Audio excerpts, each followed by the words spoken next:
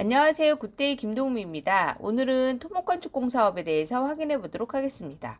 먼저 토목건축공사업은 토목공사업과 건축공사업의 업무 내용이 모두 해당됩니다. 먼저 토목공사업으로 종합적인 계획 관리 조정에 따라서 토목 공작물을 설치하거나 토지를 조성, 개량하는 공사를 하고, 여기에 종합적인 계획 관리 및 조정에 따라서 토지에 정착하는 공작물 중에서 지붕과 기둥이 있는 것과 이에 부수되는 시설물을 건설하는 공사를 말합니다. 저희가 말씀드리는 큰 건물을 짓는 것들은 밑에 그 토지를 조성하고 그 위에 건축을 하는 것들은 모두 토목건축공사업에 해당한다라고 보면 조금 이해가 빠를 것 같습니다. 5천만 원 미만의 공사를 진행하는 경우에는 토목공사업 면허가 없어도 진행이 가능하고요. 5천만 원 이상의 공사를 하는 경우에는 반드시 토목건축공사업 면허 등록을 한 후에 업무 진행 가능하다는 거 꼭 확인하시고 진행하시기 바랍니다. 자, 그럼 이제 토목건축공사업의 등록 기준 확인해 보도록 하겠습니다. 저희가 여러 번 설명을 드리지만 등록 기준은 자본금, 기술능력, 공제조합, 시설장비 이렇게 4가지 기준에 맞춰서 준비했을 때 토목건축공사업 면허 등록이 가능합니다. 그럼 이제 세부적으로 토목건축공사업의 자본금 기준 확인해 보도록 할게요. 법인사업자와 개인사업자 모두 다 진행은 가능하고요. 법인사업자의 경우는 자본금은 8억 5천 이상입니다. 법인사업자는 실질자본금과 납입자본금 모두 충족하셔야 하고요. 개인사업자는 법인사업자의 2배에 해당하는 17억 원 이상을 준비해 주셔야 하고요. 실질자본금만 준비하시면 가능합니다.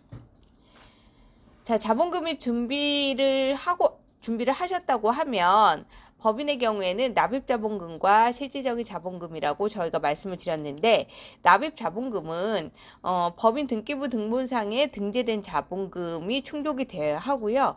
실질적인 자본금은 재무제표상에 부채나 겸업을 제외하고 실질적인 자산이 8억 5천 이상 충족이 되어야 합니다.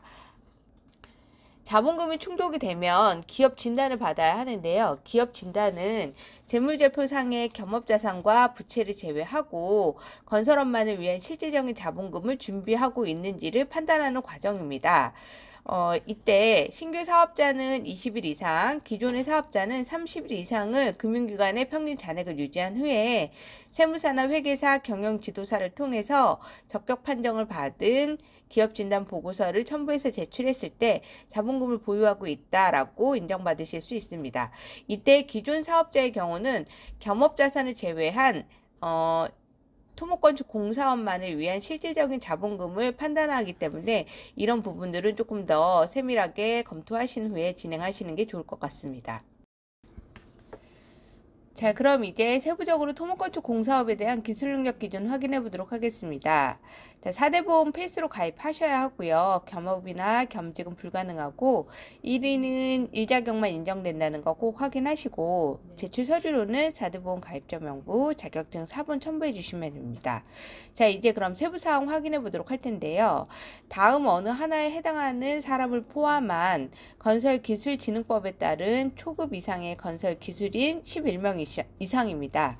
이 중에 건설금융, 재무, 건설기획, 건설정보처리 분야는 제외한다라고 되어 있습니다. 그리고 세부적으로 보시면 토목 분야의 초급 이상의 건설기술인 5명 이상입니다. 이 중 국가기술 자격법에 따른 토목기사 또는 건설기술진흥법에 따른 토목 분야의 중급 이상 건설기술인을 포함하고 있어야 합니다. 그리고 두 번째로 건축 분야는 건축 분야의 초급 이상 건설기술인 5명 이상입니다. 국가기술 자격법에 따른 건축기사 또는 건설기술진흥법에 따른 건축 분야의 중급 이상 건설기술인을 포함하고 있어야 합니다.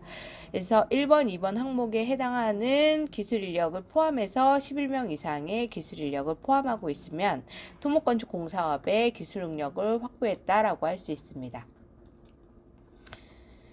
자, 세 번째로는 토목건축공사업의 공제조합 기준 확인하겠습니다. 자, 법인사업자의 경우는 신규 법인의 경우는 D등급에 해당하는 225자를 출자 예치해 주시면 되고요.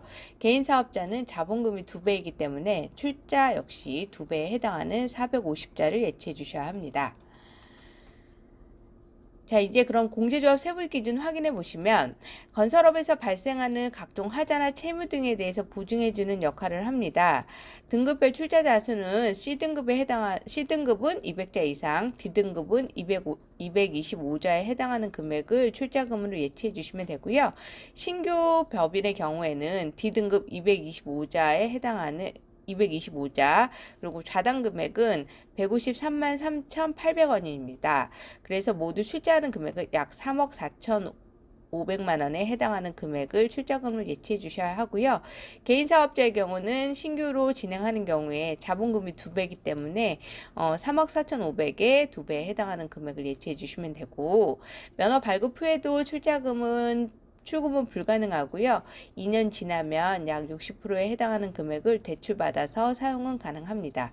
자, 공제조합에서는 보증 가능 금액 확인서 발급해서 같이 첨부해 주시면 됩니다. 마지막으로 시설 장비 기준 확인해 보도록 하겠습니다. 자, 토목건축공사업은 장비는 보유하지 않습니다. 다만 공사업을 위한 전용 사무실 준비해 주셔야 합니다. 사무실은 법인의 경우에는 법인의 본점 소재지 하나고요. 개인 사업자의 경우는 사업장 소재지와 동일한 위치에 위치하고 있으면 됩니다. 건축법상 근린생활시설이나 오피스가 적합하고 주거용이나 농업용은 불가능합니다. 단독 공간으로 타업체하고 공동 사용은 불가능하지만 간혹 같이 사용하는 경우는 별도의 출입문이 존재하고 벽체로 완벽하게 분리한 경우는 사용 가능할 수 있습니다. 컴퓨터, 책상 등 사무용품이나 집기 등은 꼭 반드시 마련되어 있어야 합니다.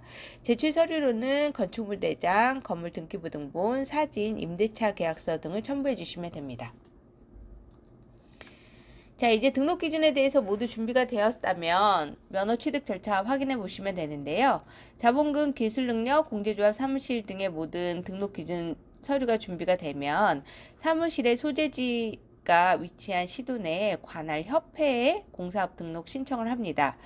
관할 협회에 공사업 등록 신청을 완료하면 관할 광역지방자치단체에서 공사업을 등록 심사 그리고 각 대표님께 통보하게 됩니다. 이때 통보를 받은 대표님은 방문하시기 전에 국민주택 채권 매입 영수증과 등록 면허세 납부하시고 영수증 지참하시고 지방자치단체에 방문하셔서 공사업 등록증과 등록 수첩을 수령하시면 토목건축공사업 등록이 완료되었다라고 할 수 있습니다. 네, 여기까지 해서 토목건축공사업에 대해서 확인해 보았고요. 진행하시면서 궁금한 부분이나 어려운 부분이 있다라고 하면 아래 연락처로 언제든지 연락 주시면 상담 가능합니다. 오늘 하루도 좋은 하루 보내세요. 감사합니다.